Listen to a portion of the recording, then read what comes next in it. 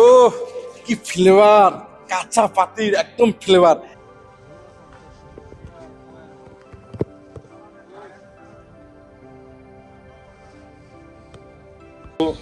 বাংলাদেশের হিমালয় কন্যাখ্যাত জেলা পঞ্চগড়, সর্ব উত্তরে অবস্থিত তেঁতুলিয়া। আমি বর্তমানে অবস্থান করছি সমতলের চায়ের দেশ তেঁতুলিয়া থেকে। তেঁতুলিয়া থেকে ট্রাভেলার শফিকুল দেখাবে তেঁতুলিয়া কী কী এক্সপ্লোর করব, তেঁতুলিয়া এসে কী কী ভ্রমণ করব। পুরো ভিডিওটিতে আপনারা দেখতে পাবেন, পুরো ভিডিওটি দেখার অনুরোধ রইল। পুরো ভিডিওতে তেঁতুলিয়া বাংলাদেশের ভারতের 0 পয়েন্ট থেকে শুরু করে অনেক অজানা তথ্য পাবেন, যা আমার মনে হয় না আজ পর্যন্ত কোনো ট্রাভেলার আপনাদেরকে এই তথ্যগুলো দিতে পেরেছে। অতএব আশা রাখি শেষ পর্যন্ত পুরো ভিডিওটি দেখবেন। আপনারা যদি নতুন হয়ে থাকেন তাহলে অবশ্যই একটি লাইক এবং সাবস্ক্রাইব আশা রাখি। আমি আর শাহেদ বর্তমানে যাচ্ছি হচ্ছে ভারতের সীমানা পিলার দেখতে। তেঁতুলিয়ায় আসবো আর ভারতের সীমানা পিলার দেখবো না, তা তো হয় না। অনেকেই কিন্তু জানে না বাংলাদেশের ভিতরেও ভারতের সীমানা পিলার দেখা যায়। আমরা আজকে আপনাদেরকে ট্রাভেলের শফিকুলের চোখ দিয়ে সেই সীমানা পিলারটা দেখাবো। আমরা চলছি চা বাগানের সবুজ প্রান্তের পাশ দিয়ে মেঠো পথ ধরে। অবশ্যই একটু খেয়াল করছেন শায়দ আমরা কই যাচ্ছি? আমরা যাচ্ছি বাংলাদেশ ভারত সীমান্ত রেখায়, সীমানা পিলারের কাছে। দেখি অনেকেই তো জানে না যে এটা এখানে সীমানা পিলার আছে। ডাকবাংলোর খুব কাছে। অতএব আজকের পর থেকে কেউ যদি ডাকবাংলোয় আসেন তাহলে কিন্তু এই সীমানা পিলারটা কেউ মিস করবেন না।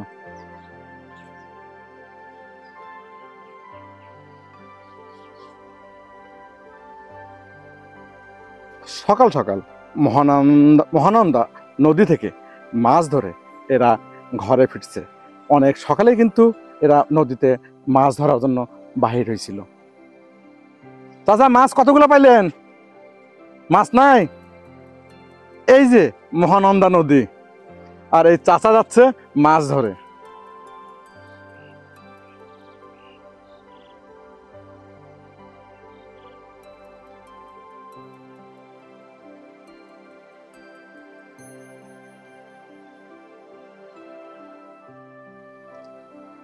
মহানন্দার তীর ঘেঁষে এই সীমানা পিলারটি কিন্তু ইন্ডিয়ার মধ্যে। পিলার নাম্বার হচ্ছে 443। আমরা যদি একটু পিলার নাম্বারটা খেয়াল করি, এটা কিন্তু বাংলাদেশের পিলার না। এই যে এখানে দেখতে পাচ্ছি পিলার নাম্বার 443 বিডি, এটি কিন্তু ইন্ডিয়ান পিলার এবং ইন্ডিয়ান সীমানা এখান থেকে কিন্তু শুরু। এই যে আমার পিছনে যে নদীটা যাচ্ছে, এই যে সামনে যে নদীটা যাচ্ছে, এটি হচ্ছে সেই মহানন্দা নদীর কি স্রোত। এখান মানে পঞ্চগড়ের একদম মাথায়, পঞ্চগড় তেঁতুলিয়ার একদম মাথা যে টার্নিংটা আছে, এটা কিন্তু সেই টার্নিং। এখান থেকে কিন্তু আমরা ওই ব্রিজটাও দেখতে পাচ্ছি, যে ইন্ডিয়ান মহানন্দা নদীর উপর যে একটা ছোট্ট ব্রিজ আছে, এই ব্রিজটাও কিন্তু দেখা যাচ্ছে। আমি বর্তমানে অবস্থান করছি মহানন্দা নদীর একদম তীর ঘেঁষে ভারতের সীমানা পিলারের সাথে। এই যে হাতের যে সীমানা পিলারটি দেখছেন, এটি হচ্ছে কিন্তু ভারতের সীমানা পিলার। আমার মনে হয় এটি একমাত্র সীমানা পিলার যে বাংলাদেশের মধ্যে অবস্থান করছে, কিন্তু ভারতের জায়গা কিন্তু বাংলাদেশের মধ্যে ধার ঘেঁষে অবস্থান করছে। এটি হচ্ছে পঞ্চগড় তেঁতুলিয়ায়। সকাল সকাল আমরা এসেছি অনেক বহন নিয়ে, আমরা আমাদের খাবার প্রস্তুত করছি। আমাদের ভ্রাম্যমান চুলা। কি রান্না হচ্ছে ভাই? খাসির গোস। সকালের নাস্তা আমাদের। এই যে আমাদের সকালের নাস্তা, এর সাথে হবে হচ্ছিল খিচুড়ি, এই মুগ ডালের খিচুড়ি। আপনারা একটু ফ্লেভারও নিয়ে নেন, খেয়েও নেন সকালের নাস্তা। সকালের নাস্তা খেয়ে আমরা শুরু করব আমাদের তেঁতুলিয়া ভ্রমণ। এই জায়গার একটু ভিড় নিতে।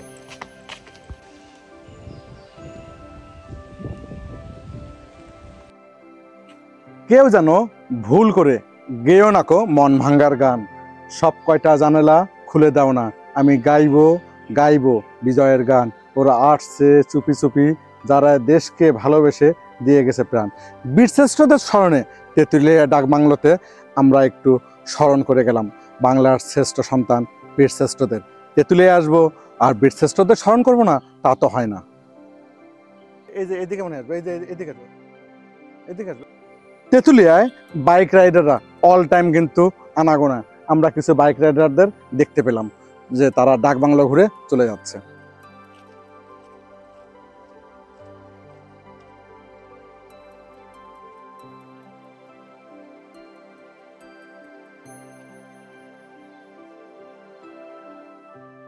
পৃথিবীর তেঁতুলিয়া থেকে আমরা দেখব পৃথিবীর তৃতীয় বৃহৎ কাঞ্চনজঙ্ঘা বা পর্বতশৃঙ্গ। আমরা মহানন্দা নদীর তীর থেকে সেই কাঞ্চনজঙ্ঘাটা একটু উপভোগ করব। তেঁতুলিয়া আসবো শুধু কাঞ্চনজঙ্ঘা নেই, বাংলাদেশের অধিকাংশ লোক এই তেঁতুলিয়া আসে শুধু দার্জিলিংয়ের পাহাড় আর কাঞ্চনজঙ্ঘা দেখার জন্য। আমরা এখান থেকে দাঁড়িয়ে সেই কাঞ্চনজঙ্ঘাটা কিন্তু অনায়াসে উপভোগ করতে পারি। তার সাথে মহানন্দা নদীর কলকাকলি ঢেউ আসলেই আমাদেরকে কিন্তু টেনে নিয়ে আসে প্রকৃতির কোলে।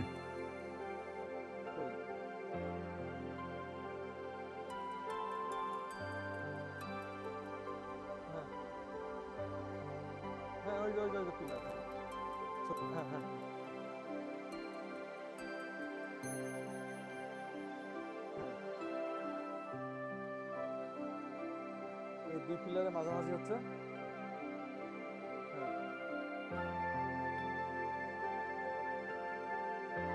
এখান থেকে বাংলাদেশ শুরু।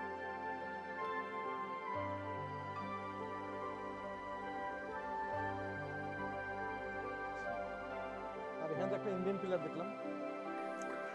আমরা এই যে পিলারটা দেখতে পাচ্ছি, এটি হচ্ছে কিন্তু ইন্ডিয়ান পিলার।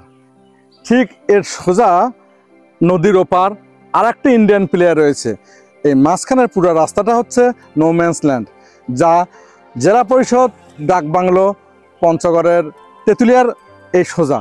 আমরা অনেকেই তেঁতুলিয়া আসি, কিন্তু এই রাস্তাটা যে নো ম্যানস ল্যান্ড এবং নদীটা যে নো ম্যানস ল্যান্ডের মধ্যে পড়ে গেছে আমরা কিন্তু জানি না। পুরোটা না, কিন্তু এই রাস্তাটুকুই খালি নো ম্যানস ল্যান্ডের মধ্যে পড়ে গেছে। এই দিক থেকে যায় আবার কিন্তু টার্ন নিবে, এটা কিন্তু আমাদের অনেকেরই অজানা।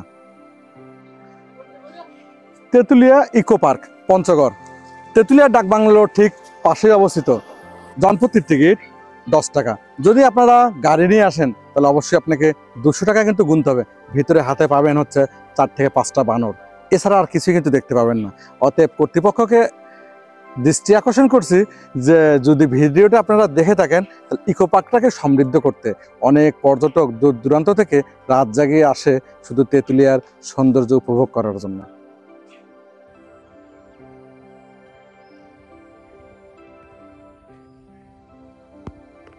তেঁতুলিয়া আসবো আর আই লাভ তেঁতুলিয়া বলবো না, তা তো হয় না।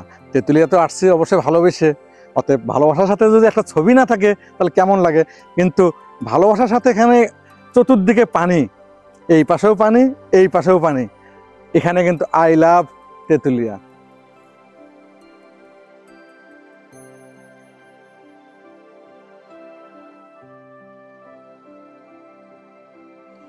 আমরা বর্তমান মহানন্দা নদীর জিয়ানগরে অবস্থান করছি। এই জিয়ানগর থেকে কিন্তু এই যে হাতের যে পিলারটা দেখছি, এখান থেকে কিন্তু ভারতের পশ্চিমবঙ্গ দুটি জেলা, একটা হচ্ছে হলো শিলিগুড়ি আর একটা হচ্ছে কুচবিহার, ভাগ হয়ে গেছে। মাঝখান দিয়ে চলে গেছে মহানন্দা নদী। হাতের ওই সাইডটা হচ্ছে যেটা দেখছি ওইটা হচ্ছে শিলিগুড়ি, আর এই সোজা ওই যে সীমানা বর্ডার যেটা দেখা যাচ্ছে হলুদ, ওইটা হচ্ছে হলো কুচবিহার। আমাদের এই চাচা কিন্তু আমাদেরকে দেখাই দিল। চাচা কিন্তু স্বাধীনের আগ থেকে বর্তমানে এখানে বসবাস করতেছে। কি চাচা? ঠিক হ্যাঁ ঠিক। হ্যাঁ ঠিক।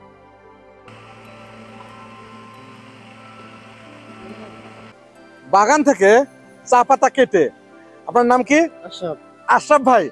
এই চা পাতা সহ যাচ্ছে মিলে। কি আশরাফ ভাই, কই যাচ্ছেন? মিলে গেছে। মিলে কতদিন পর পর চা পাতা কাটেন?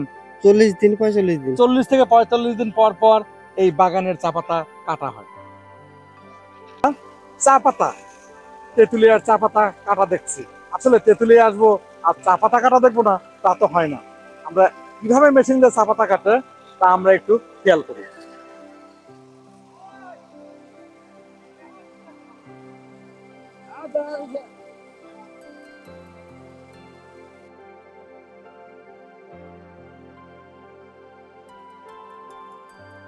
আমরা যাচ্ছি বড়বিল্লা, তেঁতুলিয়া থেকে বড়বিল্লা, তেঁতুলিয়া ডাক বাংলো থেকে বড়বিল্লার ভাড়া হচ্ছে ভ্যানে 20 টাকা, জনপ্রতি 20 টাকা দিয়ে আমরা বড়বিল্লা কিন্তু ঘুরে আসতে পারবো। বড়বিল্লা অতটা প্রচার কিন্তু এখনো পায় নাই, কিন্তু জায়গাটা অনেক সুন্দর, গেলে অবশ্যই মনটা ভালো লাগবে। আমরা দেখতে দেখতে তেঁতুলিয়া ডাক বাংলো থেকে চলে এলাম বড়বিল্লা।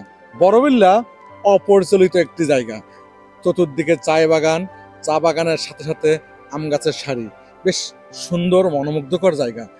পঞ্চগড়ের আর এই ভাই হচ্ছে বড়বিল্লা চায়ের দোকানের মালিক। আর আমাদের যে ভাইটা যাচ্ছে, এই ভাই হচ্ছে বড়বিল্লা চায়ের দোকানের মালিক। এই ভাইয়ের দোকানে এসে অবশ্যই কিন্তু আমাদের 1 কাপ চা খেতে হবে। এই জায়গাটা আসলে অনেক সুন্দর। তুমি করো, এর নাম কি বলো? এই বড়বিল্লা জায়গাটা একটি পুকুরের পাশে, চার দোকানকে কেন্দ্র করে পুরো এলাকাটা কিন্তু নো ম্যানস ল্যান্ডে। অতএব যারা আমরা আসব তারা একটু সাবধানতা অবলম্বন করব, যেহেতু বাংলাদেশ ভারতের সীমান্তবর্তী এলাকা, একদিকে ভারত আর একদিকে বাংলাদেশ। পুরো এলাকাটা নো ম্যানস ল্যান্ডকে কেন্দ্র করে, এবং নো ম্যানস ল্যান্ডের উপরেই কিন্তু এই বড়বিল্লাটা অবস্থিত। এই চা বাগানে বড়বিল্লায় আসবো আর চা বাগানে হাঁটবো না, তা তো হয় না। আমরা বড়বিল্লায় এসে আমাদের এই চা বাগানগুলা আমরা নেই, একটি করি সমতলের চা বাগান। এইভাবেই কিন্তু আমরা 2টি পাতার একটি করি ছিটতে পারি বড়বিল্লায় এসে, পুরোটা নো ম্যানস ল্যান্ডের উপর কেন্দ্র করে। এই যে আমরা হাতে যে চা পাতাগুলো দেখছি, এটা কিন্তু 2টি পাতার একটি করি, একদম সতেজ চা। এবং আমার সামনে আর হ্যাঁ, আমরা এই যে চা পাতা যে ছিললাম, এটা কিন্তু আমাদের অনুমতি নেওয়া।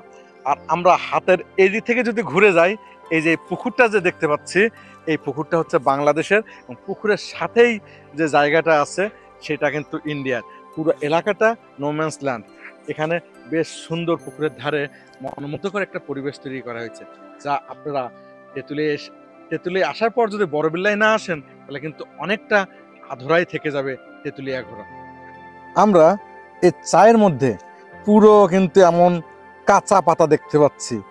আমরা বড়বিল্লায় এসে কাঁচা পাতার চা খাচ্ছি, যা অনেক টেস্টি। বড়বিল্লায় আসলে অবশ্যই আপনারা কাঁচা পাতার চা কিন্তু খাবেন।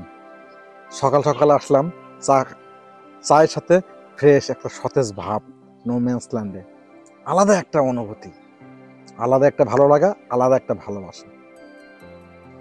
আমরা অবস্থান করছি বড়বিল্লা হাফিজুল ইসলাম হাফিজ ভাইয়ের দোকানে। হাফিজ ভাইয়ের কাছ থেকে একটু শুনে নেই এখানে কি কি চা আছে, বলেন কি কি চা আছে। আসসালামু আলাইকুম রহমতুল্লাহ।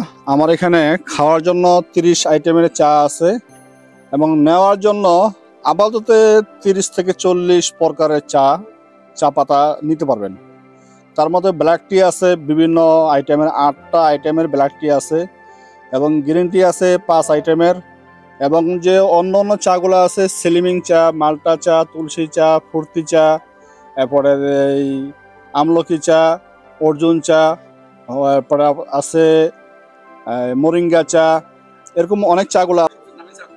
সবচেয়ে দামি চা হলো হোয়াইট টি, ওটা আজকে আমার কাছে নাই আর কি, ওটা 16,000 টাকা কেজি।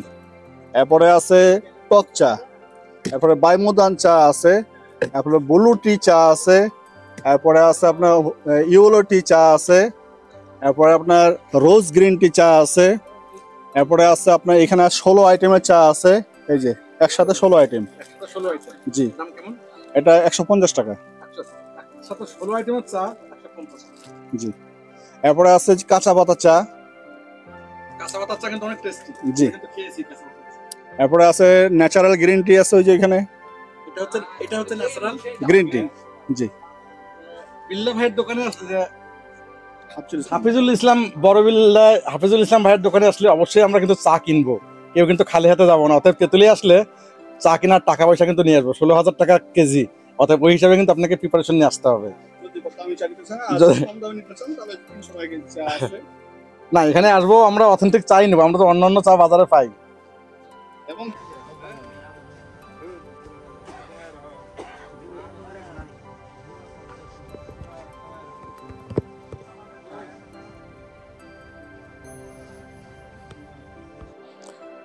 দুটি পাতা একটি কুড়ি সমতলের চা বাগান থেকে স্বাগত জানি। ট্রাভেলের শফিকুল চলে এসেছে বিসমিল্লাহ টি ফ্যাক্টরি, যেটা আমরা নোম্যান্স ল্যান্ডে বড়বিল্লায় হাফিজুর ভাইয়ের দোকানে কাঁচা পাতার চা খেলাম। কোথায় উৎপন্ন হয় আমরা একটু এক্সপ্লোর করি, ট্রাভেলের শফিকুলের চোখ দ্বারা একটু পরিভ্রমণ করি। চলো আমরা যাচ্ছি বিসমিল্লাহ টি ফ্যাক্টরিতে। চলুন আমরা একটু বিসমিল্লাহ টি ফ্যাক্টরি ঘুরে আসি, কিভাবে চা তৈরি করা হয়। পুরা ভিডিওটা আজকে আমরা দেখব। এটা হচ্ছে স্কেল ওয়েট মেশিন, চা বাগান থেকে কাঁচা পাতা নিয়ে আসে, এখানে কিন্তু আগে মাপা হয়, মেপে আমরা যাচ্ছি ট্রাকে। এই মেশিনটা হচ্ছে কাঁচা পাতার ওয়েদারটাকে হালকা করা হয়। আমরা যদি একটু খেয়াল করি, বাগান থেকে কাঁচা পাতা নিয়ে এসে এইভাবে প্রথমে বিছিয়ে দেওয়া হয়। এগুলা কিন্তু এমন নেট প্রথমে থাকে, এমন নেট খালি, এইভাবে খালি। আর এই পাশে কিন্তু আমাদের এই যে পাতা সহ কিন্তু শুধু কাঁচা পাতা ডাল, পুরোটাই কিন্তু আমাদের ওয়েদারলেস, মানে শুকনো কিছু আর্দ্র মুক্ত করা হবে, করে আমার পর্যায়ক্রমে সামনে যাবে। এখানে আমার অনেকগুলো এমন মেশিন আছে, যে মেশিন দিয়ে আমরা আস্তে আস্তে করে সামনে আগাবো। আমরা বিসমিল্লাহ টি ফ্যাক্টরিতে জাহিদুল ইসলাম ভাইয়ের কাছ থেকে পুরো প্রসেসটা জেনে নেব। আমরা জাহিদুল ইসলাম ভাইয়ের কাছ থেকে জেনে নেব। জাহিদুল ইসলাম ভাই, এটার কাজ কি? এই যে পাতা ফ্যানে পাতা শুকায়।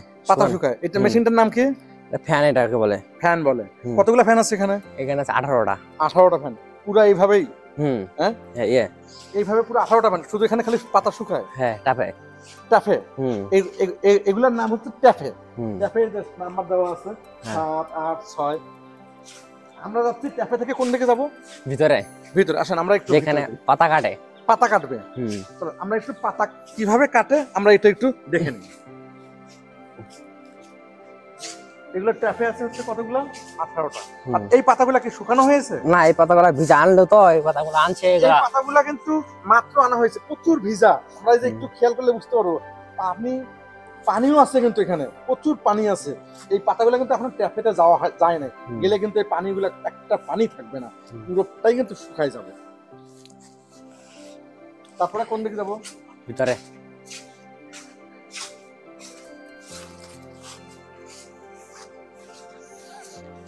এগুলো নামায় কিভাবে?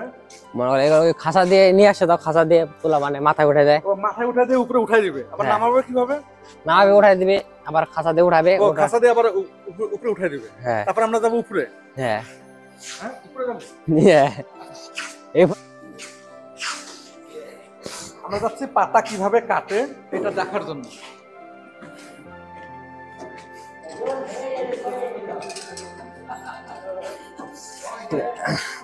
আগে থাক পাতা চালু দিলে ভালো তো।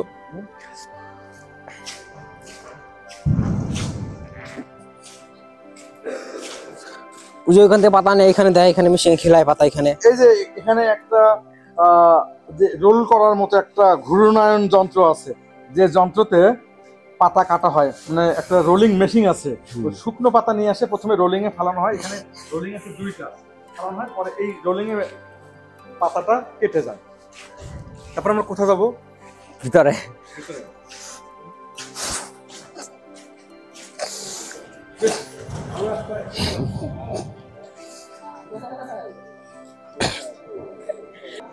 যে পাতা কাটে এখান থেকে পাতাটা বাইরে হয় নাকি? হ্যাঁ, এখান থেকে পাতা খিলায়, এখান থেকে পাতাটা বাইরে হয়ে আসে।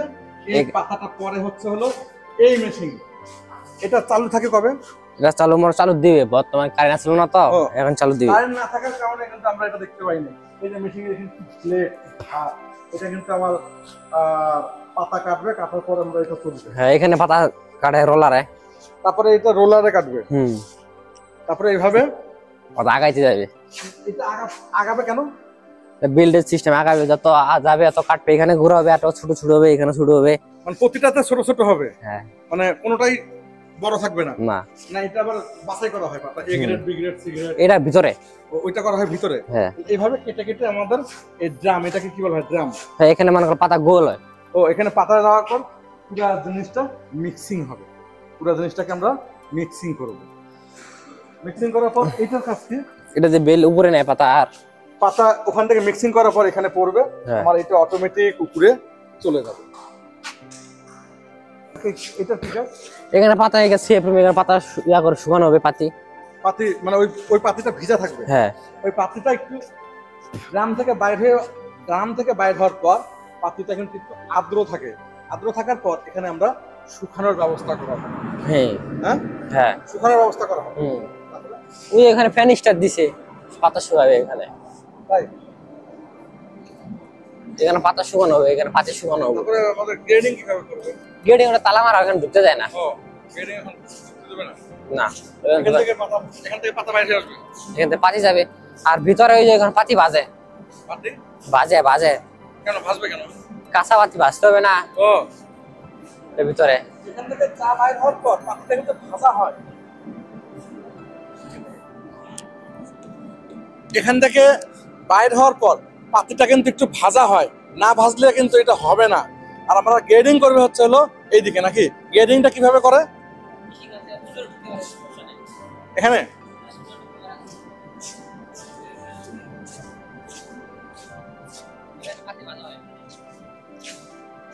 ও কি ফ্লেভার, কাঁচা পাতির একদম ফ্লেভার। এই মেশিনটার কাজ কি? পাতি ভাজবে। পুরা প্রসেস কমপ্লিট করার পর এখানে কারেন্টের সাহায্যে পাতিটাকে সুন্দর করে ভাজা হবে। ভেজে আমাদেরকে এই পাশে এদিক দিয়ে যাই, আমাদেরকে গ্রেডিং করে। গ্রেডিংটা কিভাবে করে? গ্রেডিং করার মেশিনটা কি বলতে মানে কোন কিসের উপর ভিত্তি করে গ্রেডিং করা হয়?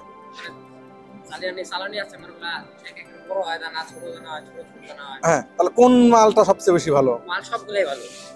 তোমার গ্রেডিংটা হলো A grade, B grade, C grade, কোন মালটা সবচেয়ে বেশি ভালো? এগুলো তো মাল সবই ভালো, কোম্পানি মাল সবই ভালো। কোম্পানি মাল সব। তারপর দাম বেশি কোনটার? দাম মনে করো কম একই দাম, এক্ষেত্রে তোমার খুচরা বিক্রি করা হয় না। তো খুচরা বিক্রি করা। একবার 15 কেজি বস্তা চিটাং নিয়ে ওয়াশ হবে নিয়ে যায়, 1 কেজি 1 কেজি 1 ও এখান থেকে বাইর করার পর গ্রেডিং করার পর সম্পূর্ণ চলে যায় হচ্ছে চট্টগ্রামে, যাওয়ার পর ওটা নিলামে বিক্রি হয়। তারপরে ওখান থেকে আসে আমাদের মানে কাস্টমারের কাছে আমাদের 1/2 কেজি 1 পোয়া করে আমাদের খাবার উপযোগী করে বিক্রি করা হয়। এই হচ্ছে চায়ের প্রক্রিয়া। আমরা কারেন্ট না থাকার কারণে আমরা কিন্তু প্রক্রিয়াটা দেখতে পারলাম না। অলরেডি কারেন্ট চলে এসেছে। পাতা কিভাবে শুকানো হয় আমরা একটু দেখাই দিই, চলুন। ফ্যানগুলো চালু করা হচ্ছে পাতাটা শুকানোর জন্য। এইভাবে ফ্যান চালু করা হচ্ছে। পাতা এখান থেকে এই প্রচুর হাওয়া, এই হাওয়াতে কিন্তু পাতাগুলো শুকাবে। আমরা যদি একটু ভিতরে আসি, আমার দুই পাশে প্রচুর পাতা আছে।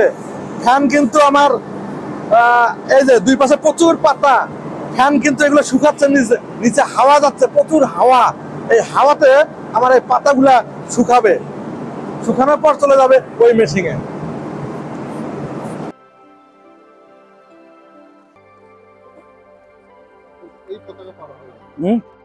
ওই যে ইন্ডিয়া যে পতাকাটা, আমি চলে আসলাম বাংলাবান্ধা 0 পয়েন্ট, একদম বাংলাদেশের শেষ প্রান্তে, যেখান থেকে ইন্ডিয়ার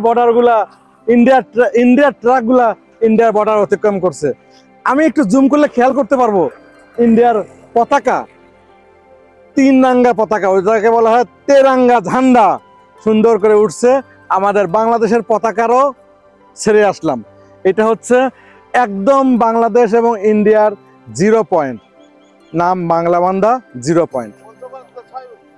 এই যে আমরা এই যে 0 যে দেখতে পাচ্ছি, বাংলাবান্ধা 0 পয়েন্ট, এই সেই 0 পয়েন্ট যেখান থেকে বাংলাবান্ধার কাউন্টডাউন শুরু হয়। স্থলপথে এখান থেকেই আমাদের মাইল গণনা শুরু হয়।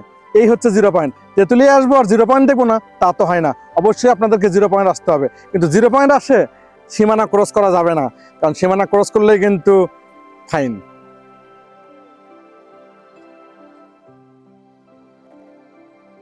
শহীদ মোমিন রিট্রিট গ্যালারি, যেখানে প্রত্যেক শনিবার এবং মঙ্গলবার 2 দেশের পতাকা উত্তোলন এবং নামানো হয়, এবং এই বিষয়ে একটা প্যারেড হয়। আপনারা যারা বাংলাবান্ধা আসবেন তাদেরকে আমি রিকোয়েস্ট করব অবশ্যই মঙ্গলবার এবং শনিবার আসবেন, তাহলে সন্ধ্যার সময় এই প্যারেডটা দেখতে পারবেন। 7:30টার আগে আসবেন, বসবেন, পতাকা উঠাবে, পতাকা নামাবে, সুন্দর একটা প্যারেড, যা মনোমুগ্ধকর একটা প্যারেড। এটা কিন্তু মিস করা যাবে না। অতএব আসার সময় এই 2টা দিন একটু খেয়াল রাখবেন, শনিবার এবং মঙ্গলবার। এসে এখানে বসবেন, বাংলাদেশের পতাকাও নামা হবে, ইন্ডিয়ার পতাকাও নামা হবে। কুচকাওয়াজটা অনেক মনোমুগ্ধকর। কোনো একদিন ভিডিওতে যদি আমি আসি তাহলে অবশ্যই এই কুচকাওয়াজটা আপনাদের সামনে তুলে ধরবো। আজ শুক্রবার বলে পর্যটকের ঢল নেমেছে বাংলাবান্ধা 0 পয়েন্টে, প্রচুর পর্যটক এসেছে, আপনাদেরকে আসার আমন্ত্রণ রইল।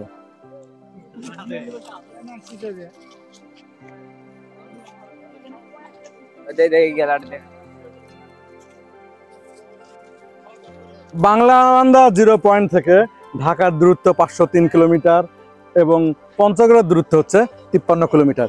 এখান থেকেই কিন্তু আমাদের ওয়েলকাম বোট কিন্তু এখান থেকেই শুরু। বাংলাদেশের ইমিগ্রেশন নতুন করে তৈরি করা হচ্ছে এবং সুন্দর, আকর্ষণীয় এবং মনোরম। আমাদের যে পতাকা স্ট্যান্ডটা হচ্ছে বিশাল উঁচু, এরপর থেকে এই উঁচুতে আমাদের কিন্তু বাংলাদেশের জাতীয় পতাকা টাঙানো থাকবে, যা অনেক দূর থেকে দেখা যাবে।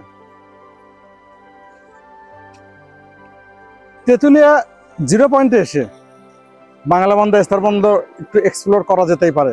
বাংলাবান্ধা এক্সপ্লোরে অনেক কিছু কিন্তু দেখারও আছে, শেখারও আছে। এখানে ইন্ডিয়ান গাড়ি কিভাবে প্রবেশ করে, কিভাবে যায়, দৃশ্যগুলো অনেক ভালো লাগে। অতএব আপনারা এই দৃশ্যটাও কিন্তু দেখতে ভুল করবেন না, ইন্ডিয়ান গাড়ির আগমন এবং প্রস্থান। ওইদিকে নাও।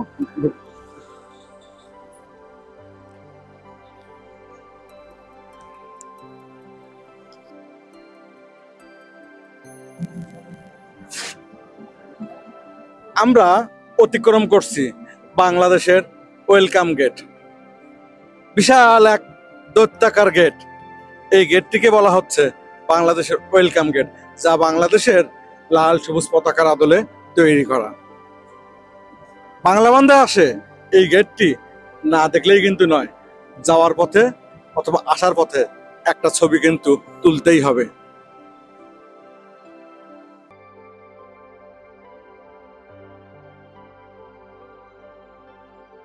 আমরা পাথর ভাঙ্গার কোয়েরি মেশিনের সামনে দাঁড়িয়ে রয়েছি।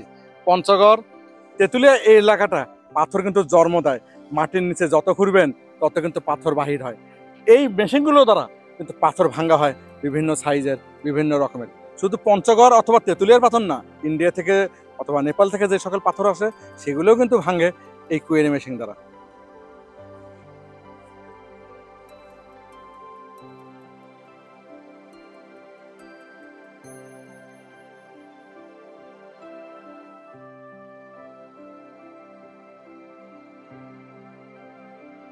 দুটি পাতা একটি করি, সমতলের চা বাগান এর ভিডিও এতক্ষণ দেখার জন্য অশেষ ধন্যবাদ।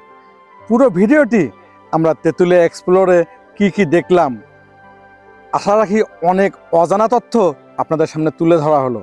এই যে আমার পিছনে যে চা বাগানটা, এর ভিউ এবং মনোরম দৃশ্য আসলেই অসাধারণ। তেঁতুলিয়া থেকে ধন্যবাদ এতক্ষণ সাথে থাকার জন্য। পুরো ভিডিওটি আশা রাখি আপনাদের অনেক ভালো লাগলো। এরপরে দেখা হবে অন্য কোনো জায়গায়, অন্য কোনো ভ্রমণে।